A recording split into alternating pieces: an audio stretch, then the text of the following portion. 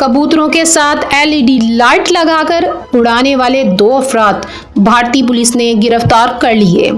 भारतीय रियासत उत्तर प्रदेश में कबूतरों पर लाइट लगाकर उड़ाने पर खलबली मच गई और पुलिस टीमें हरकत में आ गईं। बिलाखिर 2 अफराद को गिरफ्तार कर लिया। पुलिस के मुताबिक मुलजिमान कबूतरों की टांगों में सुर्ख और सब्ज एलईडी लाइट्स बांधकर रात के वक्त इन्हें छोड़ देते थे ताकि लोग इन्हें दूर से ड्रोन समझें। कई देहातों के लोगों ने रात के वक्त आसमान में रोशन अजसाम देखने की शिकायत की थी, जिसे वो ड्रोन समझ रहे थे और खौफ के बायस रात भर पहरा दे रहे थे।